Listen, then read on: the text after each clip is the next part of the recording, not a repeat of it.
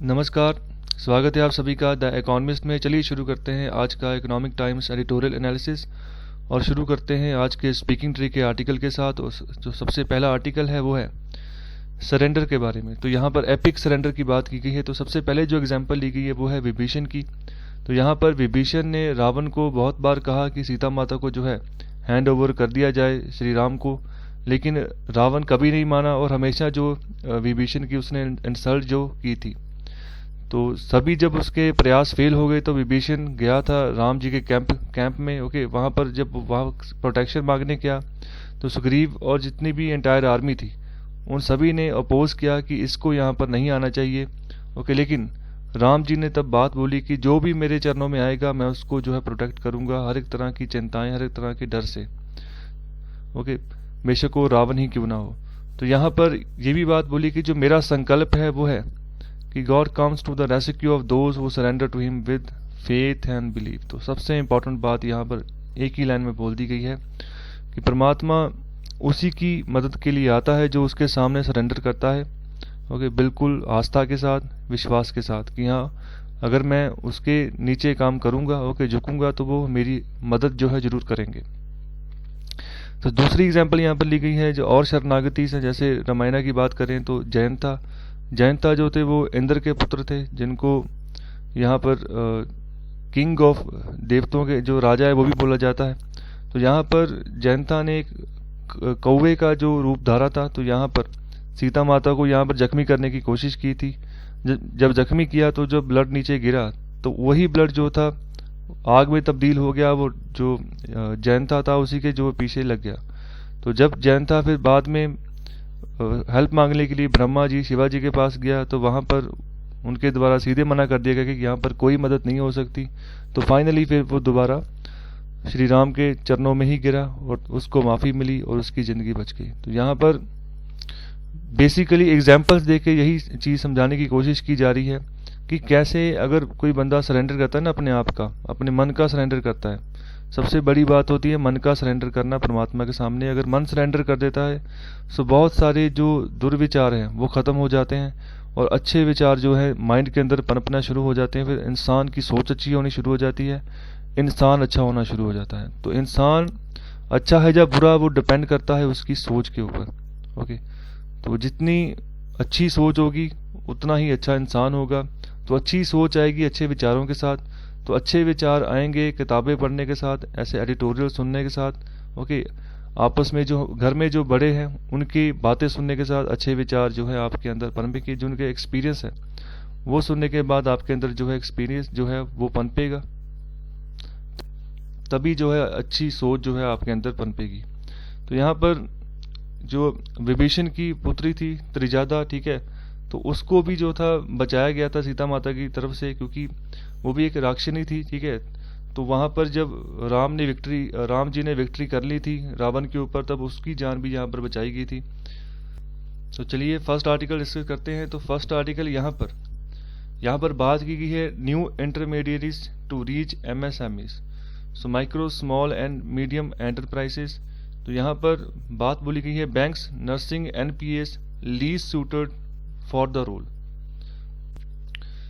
तो यहाँ पर नॉर्मली ये बात की गई है कि यहाँ पर RBI ने अभी एक नया लिक्विडिटी फ्लो जो है, लिक्विडिटी विंडो जो है वो जारी की है, खासतौर के जो स्मॉल एंटरप्राइजेस हैं, micro small and medium enterprises हैं, उनके लिए कि यहाँ पर उनको फंडिंग जो है प्रोवाइड की जाए।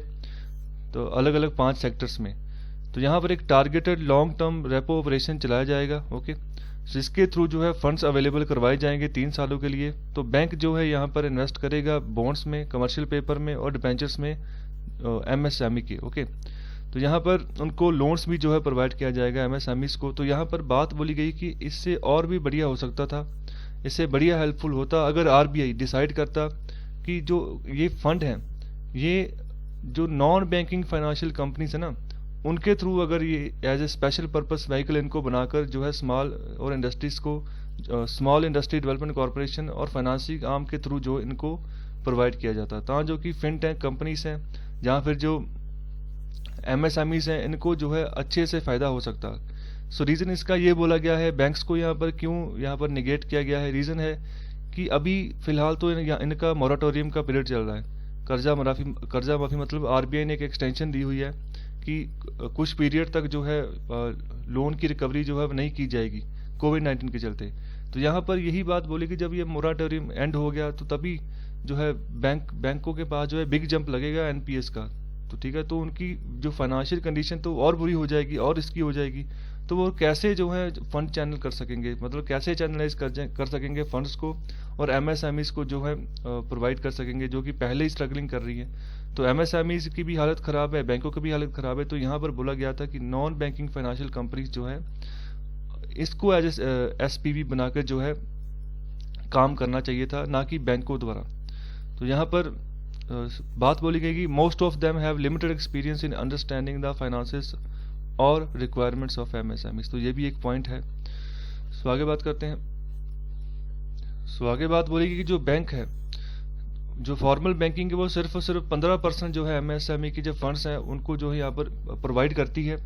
बाकी का जो बचा हुआ सोर्स है वो अलग अलग जो शैडो बैंक्स हैं, शेडियर सोर्सेज हैं, ओके, उनके द्वारा यहाँ से जो फंडिंग इकट्ठा करती है बैंकिंग प्रणाली। ओके, तो यहाँ पर जो शेडियर सोर्सेज हैं, ठीक है, तो उनकी आइडेंटिटी जो है वो भी जो है यहाँ पर बहुत कम डिस्क्लोज की जाती है। तो यहाँ पर काम होता है एजेंट्स के थ्रू। ओके, तो यहाँ पर एजेंट्स को भी यहाँ पर गुप्त रखा जाता है। साथ ही साथ आरबीआई जो है should refrain ideally from making the funds available under this window for making loans. तो यहाँ पर इन फंड्स को यहाँ पर अवेलेबल होना चाहिए इस विंडो के थ्रू कि वहाँ पर लोन्स भी जो है प्रोवाइड किए जाएँ, ताकि कि एमएसएमईज का फायदा हो, उनके पास भी जो है लिक्विडिटी आए, फंडिंग आए और आगे उनका भी काम बढ़े। सो आगे बात बोली गई कि it is imperative to develop a market for bonds that are less than a AAA rated.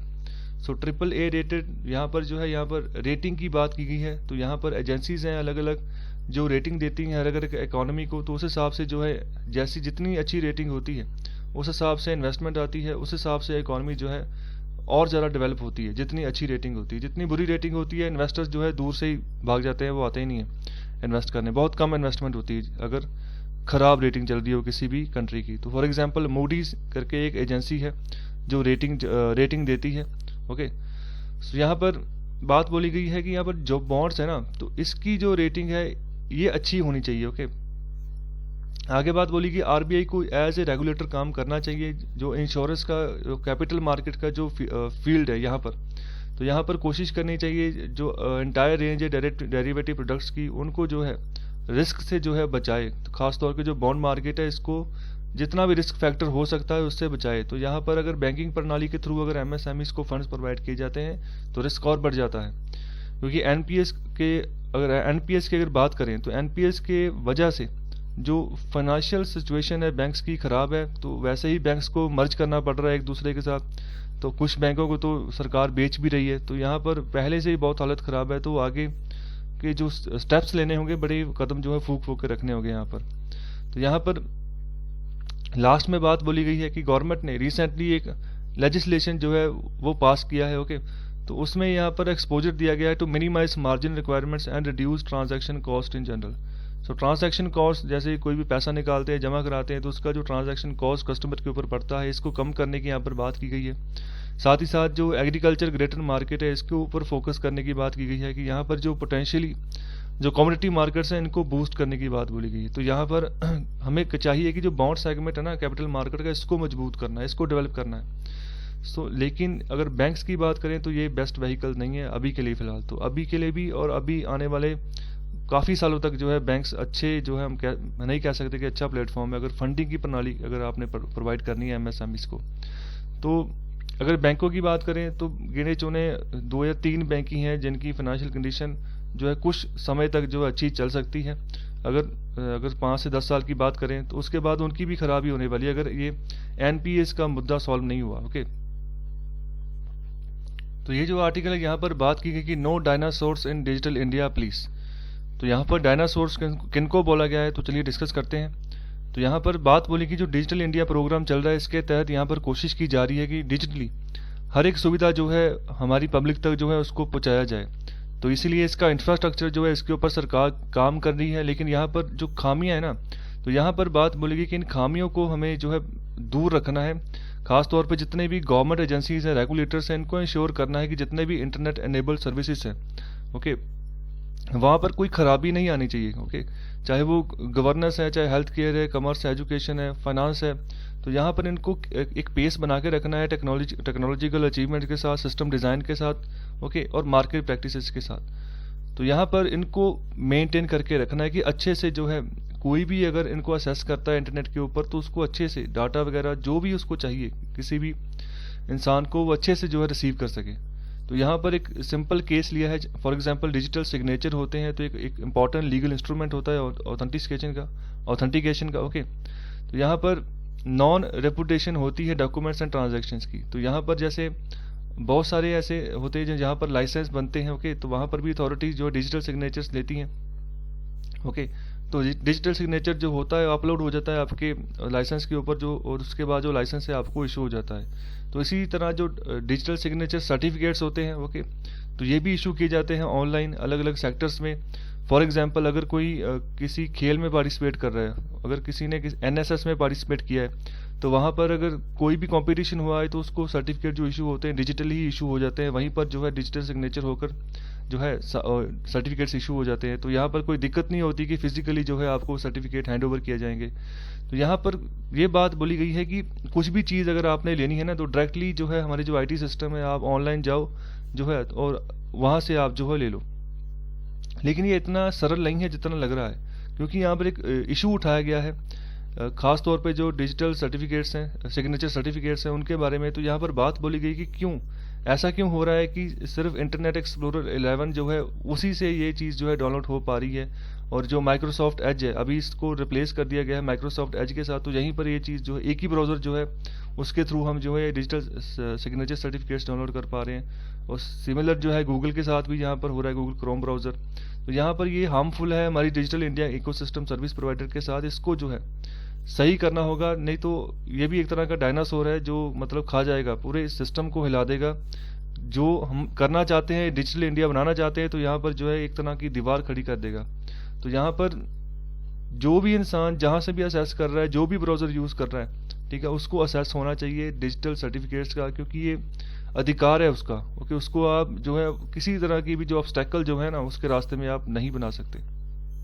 सो आगे बात की गई जो प्रोवाइडर्स हैं यहाँ पर जो सर्विस प्रोवाइड कर रहे हैं, जो इम्प्लीमेंटर हैं आईटी सिस्टम्स के, उनको इंश्योर करना होगा कि डिज़ाइन को और सिस्टम को और टेक्नोलॉजी को अपडेशन करते रहना है। ठीक है, उनकी अपडेशन साथ ही साथ करते रहना है, साथ ही साथ रिफ्रेश जो है रेगुलरली करते रहना है। रीविजिट प्रोसेसेस जो है इनको पीरियोडिकली जो है बढ़ाते जाना है। सो गवर्नमेंट डिपार्टमेंट्स जैसे इंडिया पोस्ट है, that has a payment bank licence होता है, ठीक है, ऑनलाइन अवेलेबल होता है, should have robust infrastructure. So telecom connectivity, ubiquitous high speed broadband and stable power supply. तो ये सब एसेंशियल चीज़ें हैं, खास तौर पे अगर हम डिजिटल इंडिया के ऊपर अगर काम कर रहे हैं, डिजिटली अगर किसी चीज़ की सर्विस प्रोवाइड करना चाहते हैं। तो वैसे ही जैसे पब्लिक सेक्टर बैंक है, उनको भी अपग्रेड करना है, उनका इंफ्रास्ट्रक्चर जो है उसको अपग्रेड करें कि जो डिजिटल ट्रांजैक्शन है वहाँ पर कोई फेलियर जो है किसी तरह का ना दिखे। तो यहाँ पर बात की गई है कि 3% of digital payments attempts fail in September. 3% digital payments fail हो गई थी सितंबर में, ये सही बात है। ओके, तो मेरी भी एक पेमेंट फेल हुई थी यहाँ पर, तो इसलिए यहाँ पर ये सही बात है, क्योंकि जो भी यहाँ पर फेलियर होता है ना, वो डिजिटली जो भी हम आईटी सिस्टम डेवलप करते हैं, कहीं ना कहीं वहाँ पर खामी रह जाती है, कहीं ना कहीं वहाँ पर कोई अपडेशन नहीं होती, अपग्रेडेशन नहीं होती। ओके, तो उसी वजह से ये सब चीज़ें जो है यहाँ पर दिक्कतें जो है आम कस्टमर को हो जाती हैं। तो जो पीएसबी थे वो सबसे वर्स्ट हिट हुए थे। ओके, जो पब्लिक सेक्टर बैंक्स थे वो सबसे वर्स्ट हिट हुए थे इस सितंबर के महीने में। तो यही था आर्टिकल। तो यहाँ पर जो है डायनासोर्स जो है यहाँ पर बोला गया है कि जो टेक्नोलॉजी है उसको सही करके चलना है, ठीक है, उसमें खामी नहीं आनी चाहिए। तो ये जो आर्टिकल है यहाँ पर बात की गई है कि एक गोल के ऊपर हमने काम करना है, तो जो वर्कर्स की कंडीशंस है और इकोनॉमिक ग्रोथ है, इसके ऊपर हमें विचार करके चलना है। दो कंडीशंस है, दोनों को हमें जो है यहाँ पर सही तरीके से सरल बना के जो है आगे काम करना है। तो यहाँ पर पहले बात की गई है कि जैसे ग्रेट रिसेशन आया था 1929 में, तो वो आकर चला गया। ओके, तो बहुत सारे लेसन जो है हमें देखे गया कि रिस्क मैनेजमेंट कैसे करनी है। ओके, और बहुत सारी स्ट्रक्चरल चेंजेस भी जो उसके बाद वर्ल्ड इकोनॉमी लेवल पर आई थी। ओके, तो इसके अलावा कोविड-19 जो है वो भी सिमिलर क्राइसिस है, और अभी जो है एक ऐसे लग रहा है कि ये कभी ख़त्म नहीं होगा। ओके, तो लग भी रहा है क्योंकि अभी तक कोई वैक्सीन लॉन्च नहीं हुई है, और इसके अलावा केसेस जो है वो बढ़ते जा रहे हैं, और जो इकोनॉमी में वो खुली तो है लेकिन एक फियर के अंदर। ओके, तो यहाँ पर बात बोली गई है कि कोई यहाँ पर क्लियर थिंकिंग नहीं हो रही, ये फंडामेंटल क्वेश्चंस हैं उनके आंसर नहीं मिल पा रहे। सबसे पहले तो ये है कि कैसे सोसाइटी जो है हम बनाना चाहते हैं पेंडेमिक के बाद, जब पेंडेमिक का दौर खत्म होगा, और how will benefits and burdens be distributed in such society. तो कैसे बेनिफिट्स और बर्डन्स को डिस्ट्रीब्यूट करेंगे, तो स्पेशली यहाँ पर वर्कर्स के ऊपर पॉइंट ऑफ व्यू करके यहाँ पर बात की गई है। सो आगे बात की गई कि अगर कोविड-19 की बात करें तो ये कभी कभी छोटा प्रतीत होता है, कभी कभी जो है बड़ा प्रतीत होता है जब इसको हम कंपेयर करते हैं पिछले ज़माने में, जैसे कुछ समय पहले जैसे टेररिज्म था और जो ग्रेट रिसेशन आया था वर्ल्ड में, उसके साथ अगर कंपेयर करें। तो यहाँ पर हम बात कर रहे हैं, जो मैटर को व्यू कर रहे हैं बिल्कुल एक बहुत तंग स्केल के हिसाब से, जो टाइम अभी गुजरा है उस हिसाब से मैटर को देख रहे हैं। और जो हिस्ट्री है वो जो है बार बार जो है हमें एक रिवीजन बताती है कि कितने पीछे जो है पैंडेमिक आ चुके हैं। तो एक तरह की बहुत सारी बड़ी रिवीजन यहाँ पर पैंडेमिक्स की भी हो चुकी है, तो उससे भी हमें जो है सीखने को मिल रहा है। तो यहाँ पर बात बोली गई कि हमारी जो लाइफ है ये बहुत बड़े लेवल पर यहाँ पर अफेक्ट हुई है। तो यहाँ पर एक लाइनें खिंच गई हैं अमीर और गरीब में, और जो बुजुर्ग हैं, जो यंग हैं, और जो सेटल्ड है, जो माइग्रेटेड। ओके, तो यहाँ पर लाइनें अभी खिंच चुकी हैं पैंडेमिक की वजह से, तो यहाँ पर अच्छी बात नहीं है। इसके अलावा बात की गई है कि अभी जो पैंडेमिक की वजह से बहुत सारे लोग जो है अनहैप्पी पोजीशन में है पूरे वर्ल्ड में। तो यहाँ पर क्वेश्चन यही है कि दोबारा से जो है जिंदगी को कैसे जो है पटरी पर लाया जाए। ओके, दोबारा से अगर इकोनॉमी शुरू होगी, सोसाइटी जो है दोबारा से काम करेगी, तो सोसाइटी को दोबारा से रिकंस्ट्रक्ट कैसे किया जाए इस पैंडेमिक के दौरान। अभी भी पैंडेमिक जो है अपनी जो है जगह बता रहा है कि मैं हूँ। ओके, तो कैसे इसको डील करें, कैसे जो है पोस्ट पैंडेमिक जो है सोसाइटी, पोस्ट पैंडेमिक वर्ल्ड जो वो कैसा दिखना चाहिए, यहाँ पर क्वेश्चन किया गया है। तो यहाँ पर अक्टूबर 1 की बात की गई। यहाँ पर सुप्रीम कोर्ट ऑफ इंडिया ने गुजरात गवर्नमेंट का एक यहाँ पर रूलिंग थी जिसको यहाँ पर स्ट्रक कर दिया, खत्म कर दिया। तो गुजरात गवर्नमेंट ने क्या किया था कि जितनी भी फैक्ट्रीज थी गुजरात में, वहाँ पर उनको अलाउ कर दिया कि जितने भी वर्कर प्रोटेक्शन मेजर्स हैं उनको बरतना आप बंद कीजिए। ओके, तो अपने हिसाब से जो आप वर्कर्स को यहाँ पर यूटिलाइज कर सकते हो। तो यहाँ पर सुप्रीम कोर्ट के पास जब ये मामला आया तो सुप्रीम कोर्ट ने इसको खत्म कर दिया कि ये गलत है, गुजरात गवर्नमेंट ऐसा नहीं कर सकती।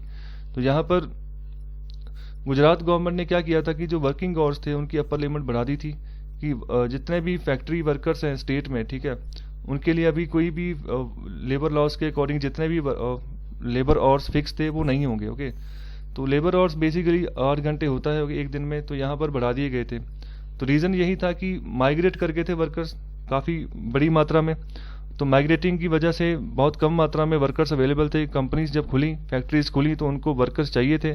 तो जो मौजूदा वर्कर्स थे उन्हीं की उन्होंने टाइम ड्यूरेशन बढ़ा दी कि प्रोडक्शन जो है वो तो हो, जीडीपी जो है वो तो बढ़े, और जो व्यापार है वो तो शुरू हो।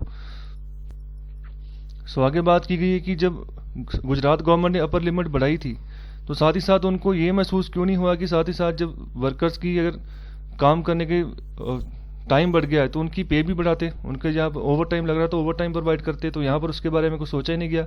गवर्नमेंट ने कहा, गुजरात गवर्नमेंट ने क्लेम किया कि जो हमने चेंज किया है, तो यहाँ पर जो लॉकडाउन था उसी की वजह से जो है एक तरह की पब्लिक इमरजेंसी हो गई थी, जिसकी वजह से हमने ऐसा जो है बोला फैक्ट्रीज को। ओके, तो यहाँ पर बात बोली गई कि हम पैसा जो है वो वर्कर्स को कहाँ से ला कर दें, ज़्यादा पैसा उनको, अगर उनको ओवर टाइम देना है तो कहाँ से पैसा आएगा, काम तो चल नहीं रहा था। तो यहाँ पर कोर्ट ने बोला कि कोविड-19 के आपने कोविड-19 को धार बना के जो बात कही है, ऐसी कुछ जो है ग्रेव इमरजेंसी की सिचुएशन तो मुझे लगी नहीं। ओके, तो आपने जो काम किया था वो आपकी कॉम्पिटेंस के अंदर पहली बात तो आता नहीं है। ओके, आप जो है बिना ओवर टाइम दिए, ओवर टाइम की पे दिए जो है आप वर्किंग आवर्स नहीं बढ़ा सकते हैं। तो यहाँ पर जो डिसीजन दिया था वो दिया था 3 जज bench, justice DY Chandrachud, Indu Malhotra और KM जोसेफ। ओके, सो इंदु मल्होत्रा जो है वो वोमेन यहाँ पर जज हैं सुप्रीम कोर्ट के अंदर। तो उन्होंने बहुत सारी रेफरेंसेस दी पास्ट हिस्ट्री की, 1975-77 की, जब इमरजेंसी की सिचुएशन थी, इमरजेंसी लगाई गई थी। ओके, तो वहाँ पर भी कोई ऐसा फिजिकल वायलेंस का थ्रेट तो है नहीं था जब इमरजेंसी लगा दी थी। तो यहाँ पर एक तरह के मूर्ख बनाने की यहाँ पर बात की गई थी। पैंडेमिक जो है यहाँ पर इसको भी हम एक एक्सेप्शनल इवेंट मानकर चलते हैं। ओके, लेकिन यहाँ पर जो भी काम होता है, जो फैक्ट्रीज एक्ट बना है उसके तहत यहाँ पर काम होता है, उसमें तो कोई तब्दीली की नहीं गई। ओके, हालांकि एक नए जो है सरकार के द्वारा कानून पास किए गए हैं, जैसे occupational safety, health and working conditions code 2020, यहाँ पर वर्कर्स की सेफ्टी, हेल्थ और वर्किंग कंडीशंस के ऊपर यहाँ पर बिल पास किया गया है। तो यहाँ पर कोई पब्लिक इमरजेंसी जैसी सिचुएशन तो है नहीं थी, जिस हिसाब से आपने जो था वर्कर्स के टाइम बढ़ा दिया। तो जजेस ने जो अपना फैसला सुनाया बिल्कुल सही था, उसमें कुछ गलत नहीं था, क्योंकि जो फैक्ट्रीज एक्ट है वो सीधे सीधे बात बोलता है, कभी भी स्टेट गवर्नमेंट्स को वो अलाउ नहीं करता कि आप जो है फैक्ट्रीज में प्रोडक्शन बढ़ा दो, ठीक है, इवन इन पैंडेमिक, लेकिन जो बेनिफिट्स है वर्कर्स को वो देने बंद कर दो, वो कम कर दो, ऐसा जो है कभी भी मुमकिन नहीं है, चाहे पैंडेमिक की सिचुएशन भी हो, क्योंकि वर्कर्स जो है वो भी मेहनत से काम कर रहे हैं, जो उनका हक है वो आप नहीं रख सकते किसी भी बहाने के साथ। ओके, तो आगे बात की गई कि कुछ स्टेट्स ने ऐसा किया है कि इस कंट्रोवर्सी से ही परे हटने के लिए इन्होंने क्या किया है कि ऑर्डिनेंस को यूज किया है और एम्प्लॉयर्स को यहाँ पर एग्जेम्प्ट करने की कोशिश की है कि जो वर्कर्स के राइट है वो आप प्रोवाइड ना करें। ओके, तो यहाँ पर एज ए रिजल्ट क्या हुआ है, they don't need to show the existence of conditions for public emergencies under Factories Act in the first place. तो इस हिसाब से जो एम्प्लॉयर्स हैं उनको जरूरत ही नहीं है कि पब्लिक इमरजेंसीज की कोई कंडीशन शो करें कि हमारे पास पैसा नहीं है, तो जिसकी वजह से हम वर्कर्स को जो है अच्छी सैलरी नहीं दे सकते, अगर ओवर टाइम ले रहे हैं तो उसका जो है ओवर टाइम नहीं दे सकते। तो फैक्ट्रीज एक्ट के तहत जो है उनको जरूरत ही नहीं है। ओके, तो पहली बात तो ये बोल दी गई है। तो उसके अलावा जो कुछ स्टेट्स ऐसी हैं जिन्होंने लेबर लॉस को जो है वो अमेंड किया है और एक्सप्रेसिवली जो है पावर्स जो है ग्रांट कर ली हैं अपने आप को, उस हिसाब से जो है काम कर रहे हैं, जो एम्प्लॉयर्स हैं उनको जो है बेनिफिट्स यहाँ पर प्रोवाइड किए जा रहे हैं। ऑथर बोल रहे हैं तो फिर इस हिसाब से अगर स्टेट्स गवर्नमेंट्स काम करेंगी तो ऐसी एबनॉर्मलिटी अगर आएगी इकोनॉमी में तो फिर रिकंस्ट्रक्शन जो है वो कैसे करेंगे सोसाइटी की। तो आगे बात बोली गई कि इसको आप बिजनेस एज यूजुअल नहीं बना सकते हो। ओके, तो यहाँ पर जो इमर्जिंग डेफिनेशन आ रही है ना, जो अभी सिचुएशन होगी तो उसको बात बोली गई न्यू नॉर्मल।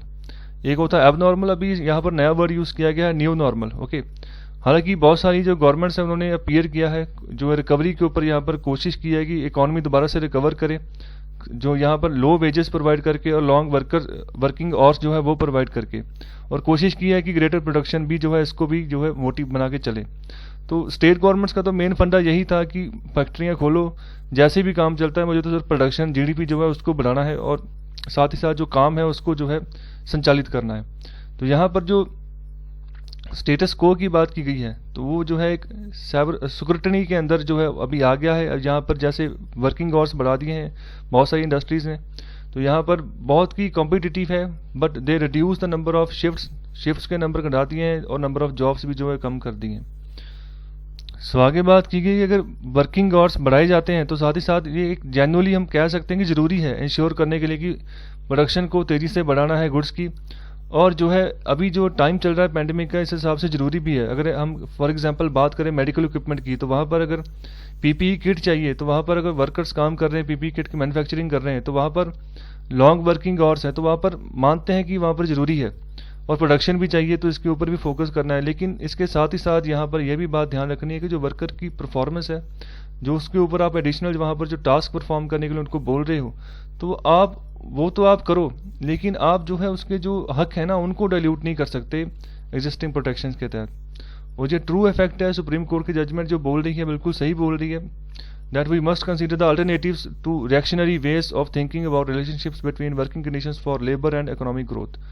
तो हमें एक रिएक्शनरी वे जो है वे अपनाना होगा कि कैसे रिलेशनशिप जो है वर्किंग कंडीशंस और जो इकोनॉमिक ग्रोथ इन दोनों में बना के चले। बहुत सारे जो है डिकेड्स गुजर गए हैं, ठीक है, वहाँ पर लेबर प्रोडक्शन की बात होती रही है और लेबर प्रोडक्शन ने जो हैम्पर भी किया है इंडस्ट्रियल ग्रोथ को। Okay, so as much as contractual relationships have typically failed to provide workers their due, तो judgment provides us a point of departure to write a new post-pandemic script in our hurry to escape misfortune. We must not let the chance slip by to learn worthwhile lessons from our current crisis। तो यहाँ पर जो कोई भी chance यहाँ पर नहीं छोड़ सकते हैं। ओके, तो यहाँ पर हमने कोशिश करनी है कि ऐसी सोसाइटी बनानी है जो आने वाले समय में अच्छे से ग्रो करे, साथ ही साथ इंडस्ट्रियल ग्रो भी हो, ओके, साथ ही साथ वर्कर्स की कंडीशंस जो है ना वो भी सही हो, उनका भी यहाँ पर ख्याल रखा जाए। अभी धीरे धीरे इकॉनमी पटरी पर वापस आ रही है और कोशिश या आस यही लगाई जा सकती है कि दोबारा से अभी ऐसा कोई लॉकडाउन ना लगे, जो वैक्सीन है वो समय पर उपलब्ध हो जाए और जो जॉब्स जो हैं वो भी बढ़े। तो बहुत ही अभी क्रिटिकल सिचुएशन है, बहुत से लोग जो है अनएम्प्लॉयड हैं बहुत ही भारी मात्रा में। तो यहाँ पर मैं एक बात और कह देना चाहता हूँ, अभी जो सिचुएशन इकॉनमी में बन गई है ना, तो वहाँ पर ऐसा हो गया कि अब जो थेफ्ट है, ओके, चोरी के केसेस जो है ना वो बहुत बढ़ जाएंगे, जो खून के केसेस है, कत्ल के केसेस है बहुत बढ़ जाएंगे। तो यहाँ पर कोशिश करें कि अपनी प्रोटेक्शन जो है अपने साथ रखें, ओके, और रात के समय में जो है कहीं पर भी आप ट्रैवल ना करें, खास तौर पर अगर आप अकेले जा रहे हो कहीं पर। तो यहाँ पर बहुत इंपॉर्टेंट यहाँ पर बात मैं कह रहा हूँ, तो क्योंकि आने वाले समय में ऐसा होगा, जॉब्स किसी के पास है नहीं है, खाने को मतलब पैसा नहीं है, पैसा नहीं है तो रोटी कैसे आएगी खाने को। तो फिर यहाँ पर ये सिचुएशन पहले भी ऐसी होती रही है, जब ऐसी ऐसी सिचुएशन इंडिया में बनी है, आगे भी होंगी। तो यहाँ पर अपनी प्रोटेक्शन जो है अपने हाथ पर है, सो कृपया इस बात का ध्यान रखिएगा। सो ये जो आर्टिकल है यहाँ पर कॉर्पोरेट डेट मार्केट की बात बोली गई है। सो जहाँ पर कर्जे का जो है दान प्रदान होता है, तो यहाँ पर इकॉनमी में इंजेक्ट करने की बात बोली गई। तो यहाँ पर सीधे सीधे स्टार्टिंग में बात बोल रहे हैं कि ग्रोथ जब हम देखते हैं ना कॉर्पोरेट डेट मार्केट की ग्रोथ बढ़ रही है, तो हमें ये चीज़ सुनकर डिसअपॉइंटमेंट हो जाती है। ओके, लेकिन ये सिर्फ ऐसे नहीं होती डिसअपॉइंटमेंट, इसका रीज़न ये सिर्फ ये नहीं होता कि ग्रोथ जो है वो नहीं हो रही, रीज़न होता है कि नेचर ऑफ ग्रोथ क्या है। ओके, तो यहाँ पर जो इश्यूएंस होते हैं प्राइमरी मार्केट, सेकेंडरी मार्केट की अगर बात करें, तो सेकेंडरी मार्केट जो है वो ज़्यादा ग्रो कर रही है पिछले 15 सालों से। तो यहाँ पर जो कंपाउंड रेट है यहाँ पर 15% है पर ईयर का। ओके, और साथ ही साथ जो प्रॉब्लम है वो ये है कि जो एंटायर ग्रोथ है ना, वो सिर्फ और सिर्फ ग्रो कर रही है सेफेस्ट बॉन्ड्स के साथ। तो यहाँ पर जो बॉन्ड्स है ना, जो बॉन्ड्स एग्रीमेंट साइन होते हैं दो किन्हीं बैंकों या किसी कस्टमर के बीच में या किसी दो कंट्रीज में बीच में, तो यहाँ पर इनकी जो है बात बोली गई है। तो जितने सेफ बॉन्ड होंगे तो यहाँ पर जो है उसके ऊपर जो है एंटायर ग्रोथ जो है डेवलप जो है करती है, इसके ऊपर बात कही। तो एग्जाम्पल के तौर पर यहाँ पर मैं बात करना चाहता हूँ, जैसे 2008 में मंदी आई थी। ओके, अमेरिका के कम से कम 40 से 50 बैंक दिवालिया हो गए थे। तो उन बैंकों ने यूके, यहाँ पर जितना भी यूरोपियन कंट्रीज थे वहाँ पर भी बॉन्ड साइन किए हुए थे, जिसकी वजह से जो भी उनका कैपिटल का इशू था, ओके, जो भी उन्होंने अपनी कॉर्पोरेट डेट मार्केट बनाई थी यूरोप में भी, सभी जगह वो जाल फैल गया, और जो था मंदी की मार जो है, मंदी की चपेट जो थी सभी जगह फैल गई। तो यहाँ पर इंडिया ने ऐसे बॉन्ड्स नहीं साइन किए थे, तो इंडिया पे कोई इम्पैक्ट खास पड़ा नहीं उस समय।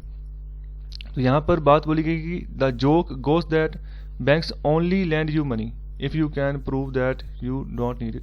तो यहाँ पर सबसे बड़ा जोक ये कहा गया है कि सिर्फ बैंक ही जो है आपको पैसा दे सकते हैं कि आप जाके अपना बिजनेस खोलो। ओके, तो यहाँ पर बात बोली गई if you can prove that you don't need it, अगर आप प्रूव करें कि आपको नहीं चाहिए। तो यहाँ पर ये जोक जो है ये और बोल रहे हैं कि एप्लीकेबल है जो बॉन्ड मार्केट्स है वहाँ पर भी। तो यहाँ पर जब आपने अगर रेजिंग डेट कैपिटल रेज करना है ना, तो इसके लिए आप तभी जो कर पाओगे अगर आप सेफेस्ट कंपनी है। ओके, तो यहाँ पर अगर नहीं है या किसी सेफेस्ट कंपनी के क्लोज आप नहीं है, तो ये आपके लिए इम्पॉसिबल है कि आप जो है डेट रेज कर सके कैपिटल मार्केट से। तो यहाँ पर नंबर्स जो है वो बहुत ब्रूटल है, बहुत ही ख़राब है। तो यहाँ पर 95% ऑफ ऑल कॉर्पोरेट डेट जो है ना, उसको AAA और AA रेट किया गया है। Okay, all other ratings fall in 5%। इसके अलावा अगर यूएस मार्केट्स की बात करें, तो यहाँ पर एक बात बोलेगी कि वहाँ पर 5% जो है रेटिंग दी गई है AAA और AA को, और बैलेंस जो है 95%। उससे जो नीचे वाले जो प्रणाली है कॉर्पोरेट डेट मार्केट की प्रणाली है, वहाँ पर जो है इनको 95% डिस्ट्रीब्यूट किया गया। तो ये यूएस के केस में यहाँ पर बात बोली गई है। तो यहाँ पर आगे बात बोली गई कि जो कॉर्पोरेट डेट मार्केट है ना, ये एक तरह की बैकबोन होती है किसी इकोनॉमी की। देखो, ये कॉर्पोरेट डेट मार्केट होगी, कर्जे का आदान प्रदान होगा, तभी जो है इकॉनमी चलेगी।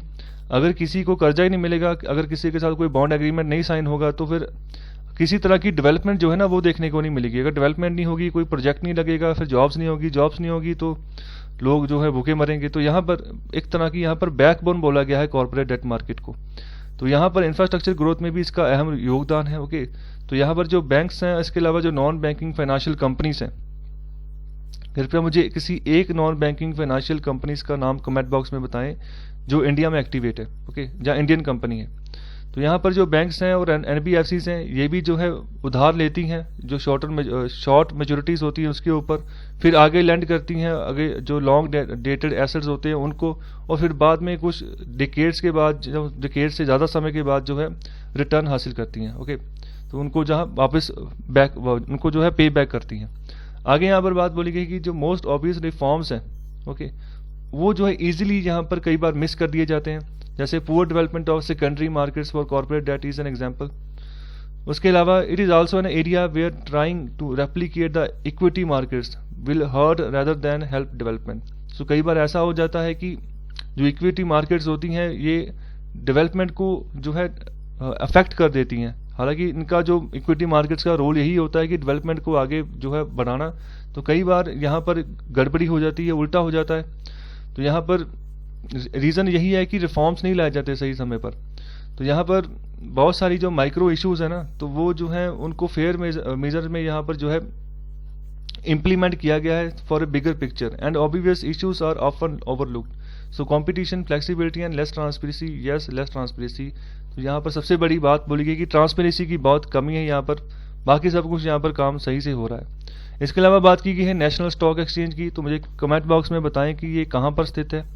तो यहाँ पर फर्स्ट जो सेटअप जो है as a debt platform that did not go anywhere. Okay, तो ये एक तरह का पहला जो है डेट प्लेटफॉर्म है, यहाँ पर आपको कहीं और जाने की जरूरत नहीं है। The problem with creating an equity like market is that nature of traders and trades is different. तो यहाँ पर ये प्रॉब्लम आती है, इक्विटी लाइक मार्केट में मतलब अलग अलग तरह का ट्रेड है और ट्रेड्स भी जो है ना अलग अलग तरीके से चल रहे हैं, और जो ट्रेडर्स हैं, व्यापारी हैं, उनके नेचर भी अलग अलग है। तो यहाँ पर एक तरह का ये कॉम्प्लिकेशन आता है।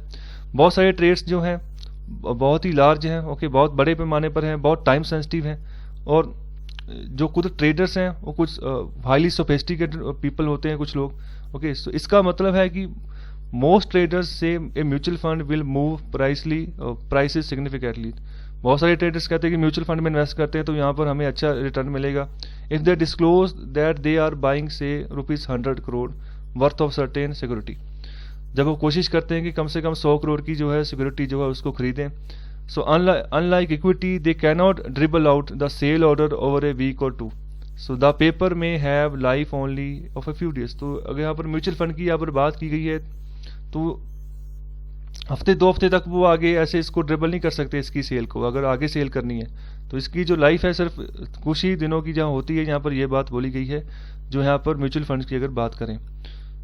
तो आगे यहाँ पर जो बात की गई बेसिकली यहाँ पर कंपटीशन को यहाँ पर जो है बढ़ाने की, एनकरेज करने की बात की गई है कि एक तरफ जो है यहाँ पर जो कंपनी है ओके जिसके पास सिक्योरिटीज और डेट है ओके बहुत दर्जनों के हिसाब से जो है ओके मार्केट के अंदर, तो वो जो है हाईली जो उसको प्राइसिंग करता है बाद में। ओके, उसके बाद साथ ही साथ अगर हम बात करें यहाँ पर कोर्ट सिस्टम की यहाँ पर बात की गई है कि उसके तहत जो है hit and take bilateral platform voice broking, तो इससे क्या होता है कि अलग अलग तरह के और जो है कॉम्पिटिटर मार्केट में आने शुरू हो जाते हैं और कंपटीशन देना शुरू कर देते हैं। तो इसको और प्रमोट करना चाहिए और साथ ही साथ यहाँ पर इसको मोर फ्रिक्वेंटली हैंडल करके भी चलना है साथ ही साथ। ओके, मतलब ज़्यादा जो है यहाँ पर फैलाव भी ना हो जाए, जो सिचुएशन है वो ख़राब ना हो जाए, जो मार्केट है जो कॉर्पोरेट डेट मार्केट की सिचुएशन है उसके बारे में। तो यहाँ पर जो कॉर्पोरेशन हैं इनको इंश्योर करना चाहिए जो ट्रेड है वो जो है गारंटीड हो। ओके, तो यहाँ पर आगे बात की गई है जो दूसरा एरिया है वो है ट्रांसपेरेंसी, जिसके ऊपर काम करना है। जैसे यहाँ पर ट्रेडर्स की बात करें, traders want more transparency with respect to the underlying companies health. तो साथ ही साथ ट्रेडर्स ये भी चाहते हैं कि कंपनी की हेल्थ कैसी है, मतलब वो लॉन्ग टाइम सर्वाइवल है, जितना टाइम उनके साथ व्यापार करना चाहते हैं या कोई भी ट्रेड करना चाहते हैं या किसी तरह का भी कोई डेट लेकर कोई काम करना चाहते हैं। So they want less transparency with respect to their trades के साथ उनको लेस ट्रांसपेरेंसी चाहिए, लेकिन उसकी हेल्थ के बारे में जो है कंपनी की हेल्थ इकोनॉमिकली कितनी वायबल है उसके बारे में जो है एक ट्रेडर को पूरी ट्रांसपेरेंसी चाहिए कि उसको सही तरीके से अंदाज़ा लगाना होता है, तभी वो इन्वेस्ट करता है, तभी उनका जो पैसा सर्कुलेट होता है, तभी वो मुनाफा कमा पाता है। तो अगर किसी ऐसी कंपनी में लगा दिया जिसकी पहले से सिचुएशन ख़राब है, जैसे रिलायंस इंडिया मोबाइल है अनिल अंबानी की कंपनी, ओके, तो वहाँ पर सिचुएशन तो ख़राब ही है, तो वहाँ पर कुछ नहीं मिलने वाला।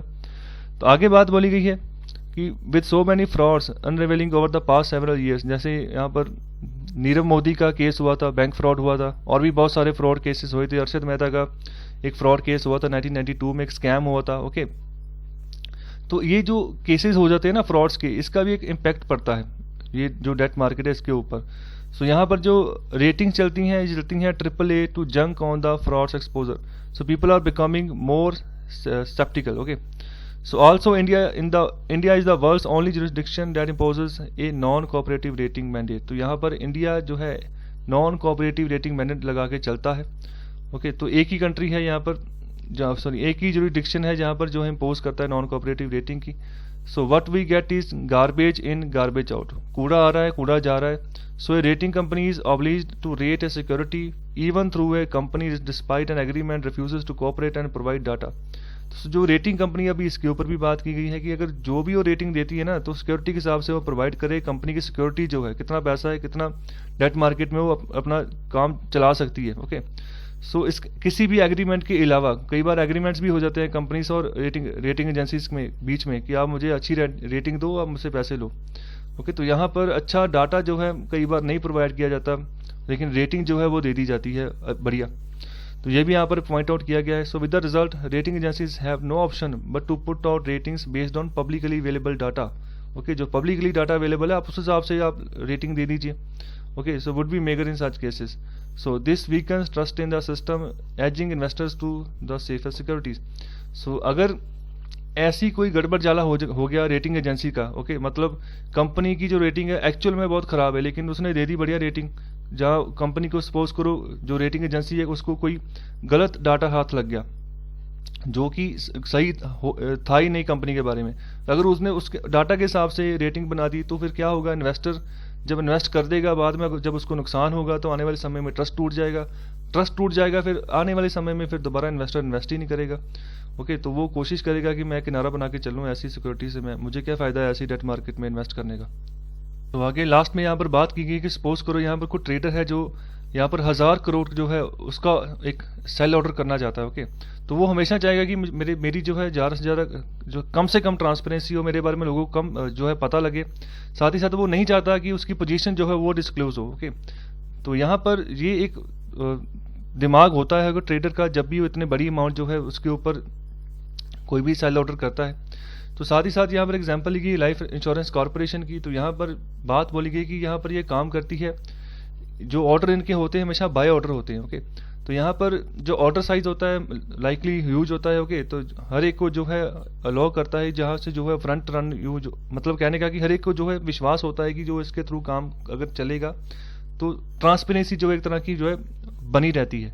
सो यहाँ पर so that every single time you punch an order you will get inferior price. तो जब भी आप ऑर्डर करोगे यहाँ पर तो यहाँ पर जो है आपको इन्फीरियर प्राइस मिलेगा। तो this is the reason a large part of the market is a phone market where players give two way course through a broker. So एक ब्रोकर की तरफ से फोन मार्केट चलती है, वहीं से सब जो है काम यहाँ पर बाइंग सेलिंग का जो है हो जाता है। ओके, और ज़्यादा कोई भी डिस्क्लोजर जो है ना थर्ड पार्टी का किया ही नहीं जाता, या फिर जो काउंटर पार्टी होती है उसको किया ही नहीं जाता एंड तक। तो यहाँ पर जो सोफिस्टिकेटेड जो ट्रेड है उसको ऑटोमेटेड किया जा सकता है लार्ज एक्सटेंट तक। कई बार ऐसा होता है it is best to permit this non transparent market to coexist with other forms of trading venues. तो यहाँ पर साथ में ये भी बात बोली, कई बार फ़ायदा हो जाता है कि ऐसी मार्केट जो है जो नॉन ट्रांसपेरेंट है, जिसकी कोई ट्रांसपेरेंसी नहीं है, वो को एग्जिस्ट करती रहे, उसका भी एक इंडायरेक्टली फ़ायदा इकॉनमी को होता रहता है। ओके, सो यहाँ पर लास्ट में यही बात बोली गई है कि बहुत सारे जो रिफॉर्म्स जो है मेजर जो है लाए गए हैं सरकार की तरफ से, जैसे क्रेडिट एनहांसमेंट है, रेपो है, उसके अलावा क्रेडिट डिफॉल्ट स्वैप है, मार्केट डेवलपमेंट है, गवर्नमेंट सिक्योरिटी है, मार्केट रिफॉर्म्स है। ओके, सो ये जो है पुश करते हैं large public institutions toward even a tiny silver of riskier debt that needs to be implemented. So why I make the case of skeptic, I will be happiest to be proven wrong. तो यहाँ पर बात की गई है बहुत सारे measures जो है रिफॉर्म्स जो है गवर्नमेंट की तरफ से यहाँ पर दिए गए हैं कि ज़्यादा से ज़्यादा जो पब्लिक इंस्टीट्यूशंस है, बड़े पब्लिक इंस्टीट्यूशंस हैं, उनको जो है यहाँ पर जो कॉर्पोरेट जो मार्केट है यहाँ पर जो है धकेला जाए। ओके, तो यहाँ पर उनको बोला जाए कि आप भी यहाँ पर जो है जो डेट मार्केट है उसको मैनेज करके आप आगे बढ़ो। तो यही था पूरा आर्टिकल, बेसिकली डेट मार्केट के ऊपर था। उसकी थोड़ी सी यहाँ पर ट्रांसपेरेंसी जो थी उसके ऊपर बात की गई थी। कहीं पर ट्रांसपेरेंसी जो है ट्रेडर्स को फ़ायदा पहुँचाती है, कहीं पर नहीं पहुँचाती है। ओके, और साथ ही जो है फ़ोन के ऊपर ही सारी मार्केट जो है मोस्टली हेल्ड होती है। अगर आपने आज भी अगर शेयर मार्केट में पैसा लगाना है किसी कंपनी में तो आप फ़ोन के ऊपर ही आपकी बातें हो जाएंगी। अभी तो चलो ऐप्स आ गई हैं, बहुत सारी ऐप्स आ गई हैं, तो उनके थ्रू ही आप जो डिसाइड कर लेते हैं कि कौन सी मार्केट कहाँ पर आपने पैसा लगाना है। ओके, तो कहाँ से आपको रेवेन्यू आ सकता है, किस फंड के थ्रू जो है आपको ज़्यादा पैसा आ सकता है। तो ऑनलाइन ही आपको सब कुछ अवेलेबल हो गया, तो आपको घर बैठे ही जो है आप ट्रेडिंग कर सकते हो। तो ये था ओवरऑल ट्रेडिंग के बारे में आर्टिकल था। तो यहाँ पर बेसिकली बात की गई थी डेट मार्केट के ऊपर, कॉर्पोरेट डेट मार्केट के ऊपर। आई होप आपको लेक्चर अच्छा लगा होगा।